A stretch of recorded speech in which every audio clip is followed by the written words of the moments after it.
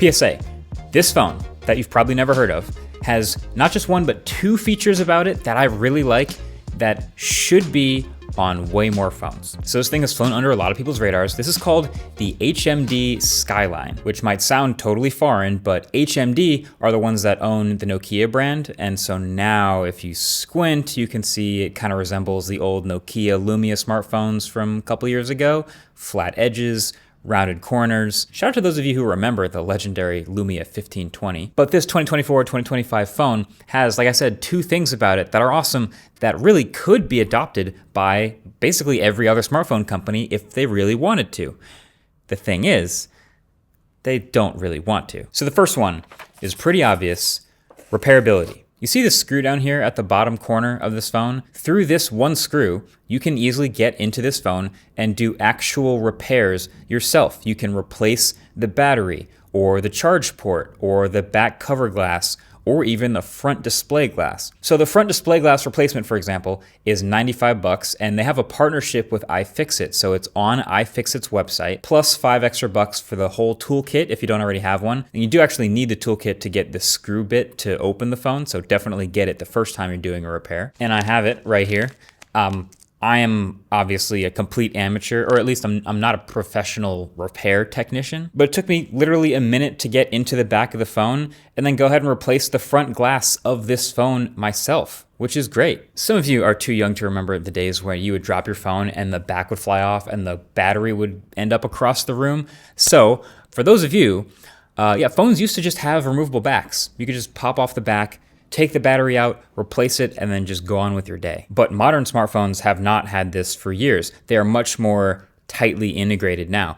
And I've gone back and forth on thoughts on kind of both sides of this. I obviously did a video on the Fairphone, which is super modular. The whole point of it is to be able to replace parts. But then it was much thicker and less performant, and even had some issues with water resistance despite its IP54 rating. And then of course on the total other end of the spectrum, like there's companies like Apple who have said they want the most sustainable phone to be the one where you never have to replace parts, which is less realistic, maybe an interesting theory, or maybe just an excuse from the most successful phone company in the US to tightly integrate all their stuff. But I think after seeing what they've done with this phone, it's fair to say you can land somewhere in the middle. Like, this is not a totally repairable phone without any tools, but you can still get into it super easily.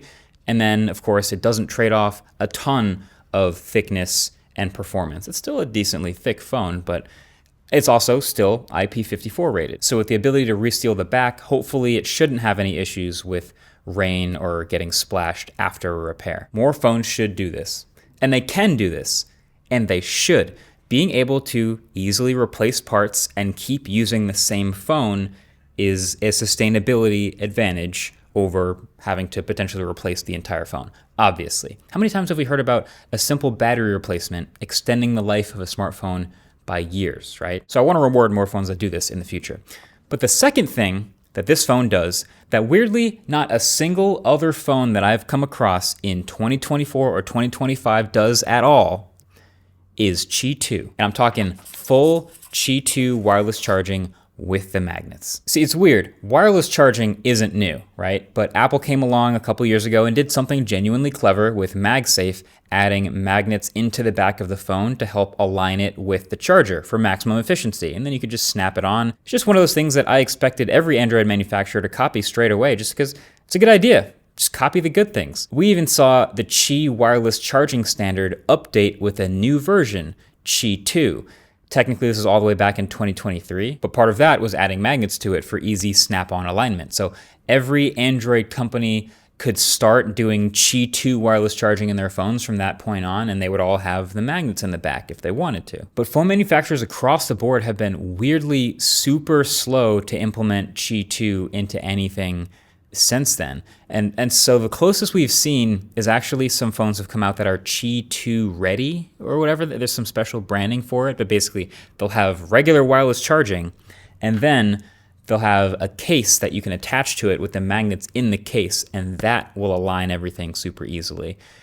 Okay, so I guess on one hand it's like, yeah, most people are gonna put a case on their phone. So at the end of the day, this just means you have to use one of the special Qi 2 enabled cases to get that sweet, sweet magnetic click.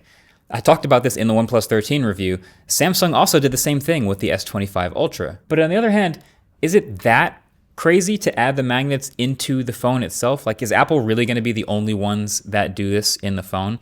I feel like every good pair of wireless earbuds that has wireless charging, the case has a magnet to help line things up, so it can't be that expensive. But again, it looks like the answer is right here, because the HMD Skyline is the only phone in the world right now with full Qi 2 support with the magnets built into the phone. So it actually snaps into place on wireless chargers with magnets, on various mounts and accessories with magnets. It's not the exact same magnet layout as MagSafe, but it's pretty close, so the phone works with all of those accessories too. But I just really did not expect to live in a world where the HMD Skyline is the pioneer, where this is the only non-iPhone that I can use with MagSafe accessories anywhere, and it just opens up a whole new world for this thing.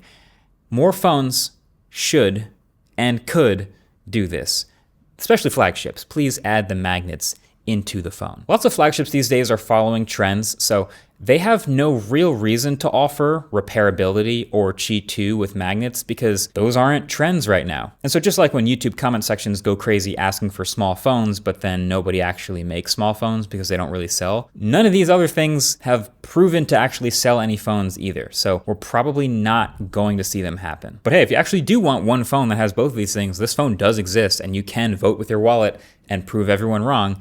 Matter of fact, if you're thinking about buying this phone, it is a pretty solid mid-ranger, I would say. I got this phone for $500, and it's running near stock Android with a few things on top of it. I think my favorite part is it has this extra texturized, customizable button on the side of the phone that you can do anything you want with, and that they've built this bolted-on software UI to customize it that looks nothing like the rest of the software. It's actually kind of exactly what Apple did with the action button on the iPhone too. So you can program a press and hold of that button to do any number of things, like navigating home in Google Maps, or Ubering to work if you have that app installed, or literally any of the other in-app actions for any other apps you have, which is pretty sick. And you can map a double press to do something entirely different. Performance, like I said, it isn't the phone's strongest suit, but it's not terrible either. It's running a Snapdragon 7S Gen 2, and even though it has a 144 hertz display, I do see frame drops sometimes, so sometimes it feels like a 90 hertz phone, but I wouldn't do any high-end gaming on it. But just as a daily driver, it's pretty well equipped for this price. 8 gigs of RAM, 1080p, 1000 nit display, 4600 milliamp hour battery with 33 watt charging. Starts at 256 gigs of storage, but also has a micro SD card slot right behind the SIM card tray, so that's convenient for extra media. Honestly, one of my biggest gripes with this phone might just be that it has one of the worst vibration motors since maybe the original Razr phone. I don't know if you remember that, but it just feels like it's loose in the phone or something. The cameras on the back for a $500 phone are fine. They're not the focus, but you do have a 108 megapixel primary sensor and an ultra wide, so it's there if you need it. They can both take passable photos in good lighting, but the ultra wide is very soft. It's not very good, but at least you have one. And the color on the back of this phone is actually one of its most unique features. It's pretty poppy. It's kind of funny, they all seem to come in this very pink box that would suggest that there's a very pink phone inside. But yeah, the phone is then very topaz blue, and it hides fingerprints really well. So, conclusion. This phone will probably not be a big hit of this year. It probably won't sell very well, but it has proven that it is possible to make a repairable phone that is still very good, and that you can add Qi 2 magnets into the back of the phone and not charge $1 million for it. And that more phones should. Any questions? Thanks for watching. Catch you in the next one. Peace.